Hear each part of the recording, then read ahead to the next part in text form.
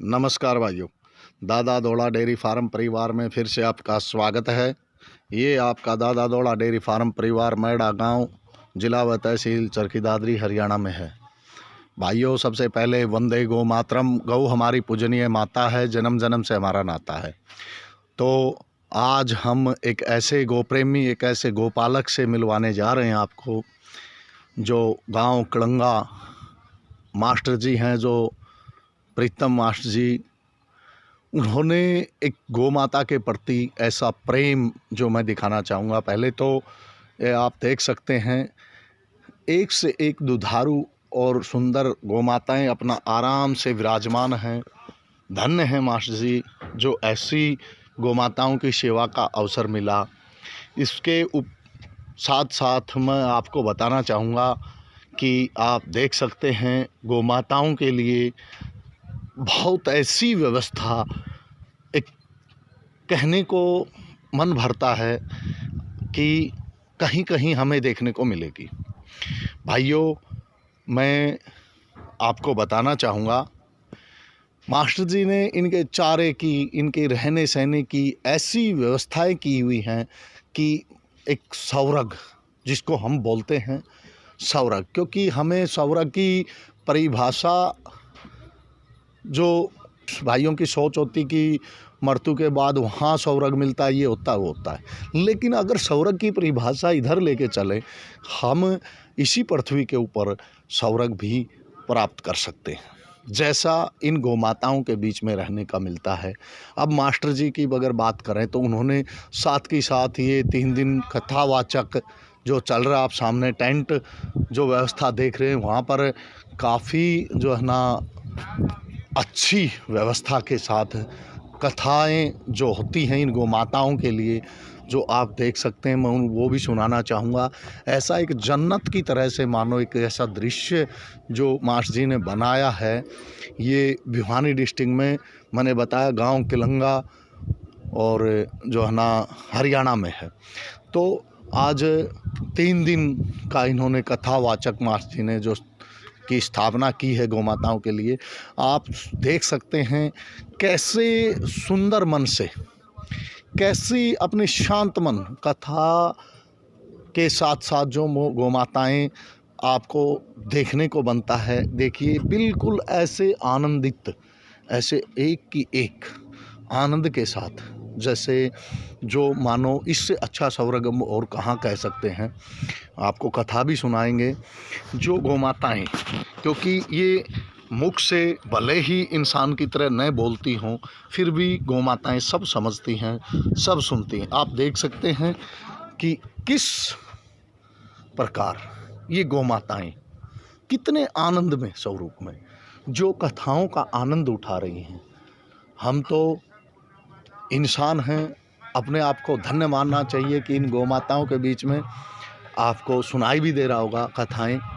लेकिन इन गौ माताओं का जो आप देख सकते हैं ध्यान, जो मगन हैं ये अपनी कथा के अंदर, सुनाने के बाद आपको ऐसा लगेगा कि हाँ, सौरग है तो यही है, इसके अलावा सौरग हमें दिखाई नहीं देते हैं। लेकिन ये एक दृश्य होने वाला सौरग गौ माताओं के बीच में आप देख सकते हैं। एक की एक गौ माता, छोटी से बड़ी तक दुधारू, जो देख सकते हैं। तो चलिए, मैं कथा के भी दर्शन कराता हूँ जहाँ कथावाचक हो रही है।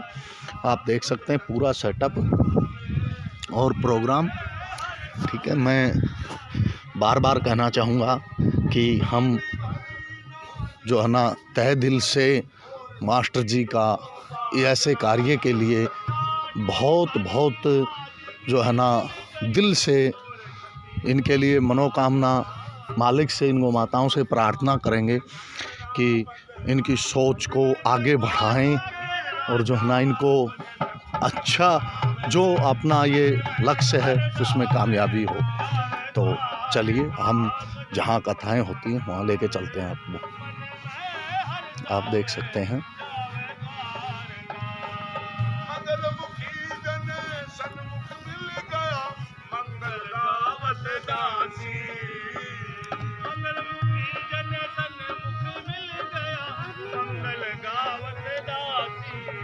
श्री राम राम।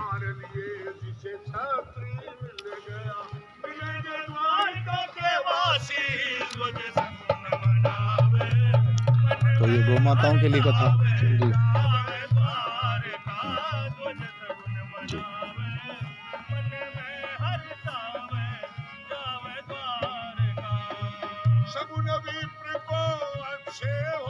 तो हमारे घर का अन्न जल दूषित रहता है,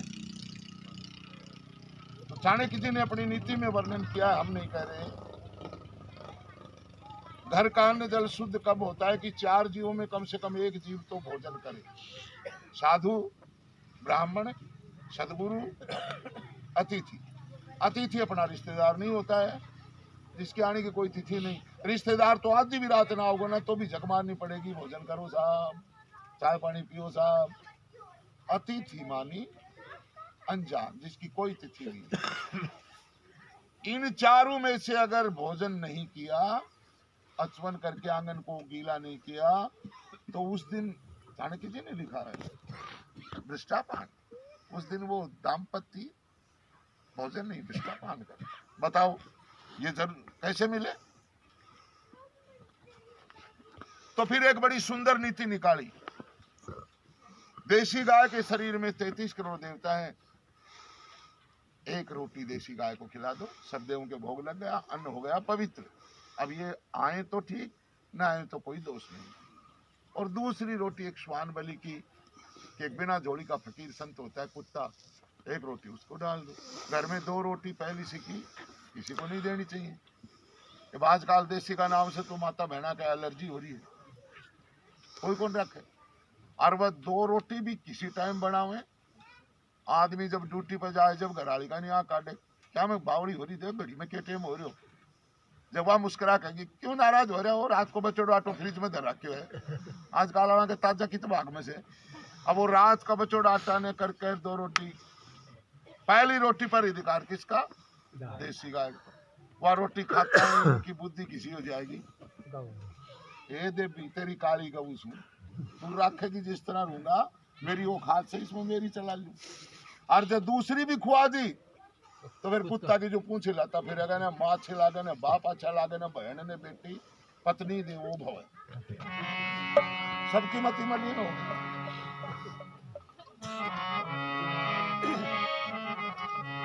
इसलिए हमारे गुरुजी महाराज तो बड़े आनंद से कहते हैं, एक लाइन सुनिए, भगवान से सतगुरु जी से प्रार्थना करो, गुरु ऐसी कृपा कर दो घर में एक देसी गौ माँ हो। ऐसी कृपा कर दो घर में देसी गौ माँ हो। देसी गौ माँ हो घर में, देसी गौ माँ हो,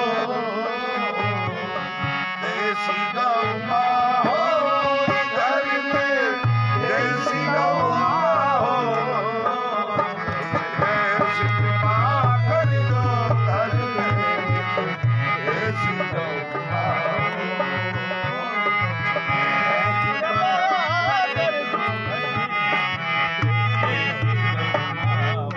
कोई दुविधा नहीं आ सकता है साहब। देसी माँ गौ माता जब मालिक का तृण खाती है ना, तो देसी गौ माता के और भैंस के शरीर में कोई अंतर नहीं है, एक ही अंतर है दिखावे के रूप में। ये जो ग्रंथि है ये तो अंदर लगी हुई है देसी गौ माता के स्वर्ण भस्म की, तो पर एक चीज अलग दिखती है, बाकी और कोई चीज बराबर है। तरण तारणी कंठ की झालर है, ये भैंस के नहीं आई। भैंस का दूध गाढ़ा आ जाएगा गऊ से, लेकिन सात्विक नहीं आएगा। वात विकार को वृद्धि करता है वो। और जिसके घर में अगर एक देसी गऊ का पालन हुआ, तो दास का मानना है वो भगवान 24 घंटे में एक बार उस गौ माता की परिक्रमा करने के लिए जरूर आएंगे। तो आपकी तो पूजा भक्ति हो रही है। जिस घर में गौ सेवा का प्रबंध हो, उस घर में आनंद ही आनंद हो। जिस घर में गौ सेवा घर में आनंद ही आनंद हो, उस घर में आनंद ही आनंद हो, उस घर में आनंद ही आनंद हो, जिस घर में गौ सेवा का प्रबंध हो, उस घर में आनंद ही आनंद हो। गौ सेवा करके गोरस जो पिएगा, आरोग्य होके जीवन वो जिएगा। गौ सेवा करके गोरस जो पिएगा, आरोग्य होके जीवन को जिएगा। नित भक्ति की फैले घर सुगंध हो, इस घर में आनंद ही आनंद हो, इस घर में गौ सेवा का प्रबंध हो, इस घर में आनंद ही आनंद हो। चाहे पालो तुम कितने मवेशी, पर में घर में गऊ पालो एक देसी। चाहे पालो तुम कितने मवेशी, पर घर में गऊ पालो एक देसी। सब मिट जाएंगे दुख के फंद हो, उस घर में आनंद ही आनंद हो, इस घर में गऊ सेवा का प्रबंध हो, घर में आनंद ही आनंद हो। कैसे भारत सुरक्षित रहेगा, रक्त गौओं का जब तक बहेगा। कैसे भारत सुरक्षित रहेगा, रक्त गौओं का जब तक बहेगा। ये गौ हत्या भी सब बंद हो, इस घर में आनंद ही आनंद हो, इस गौ सेवा का प्रबंध हो, घर में आनंद ही आनंद हो। गौ सबकी सुरक्षा करेगी, जब निर्भय हो धरा पे चरेगी। गौ सबकी सुरक्षा करेगी, जब निर्भय हो धरा पे चरेगी। इनका विचरण भी यहाँ स्वच्छंद हो, उस घर में आनंद ही आनंद हो, इस घर में गौ सेवा का प्रबंध हो, घर में आनंद ही आनंद।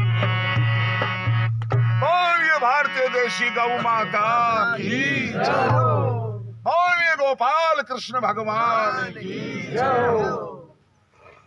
कवियों को भी बहुत धन्य है जो कि भगवान को भी एक ताना देते हैं कि किसी तरह भगवान कृपा करें।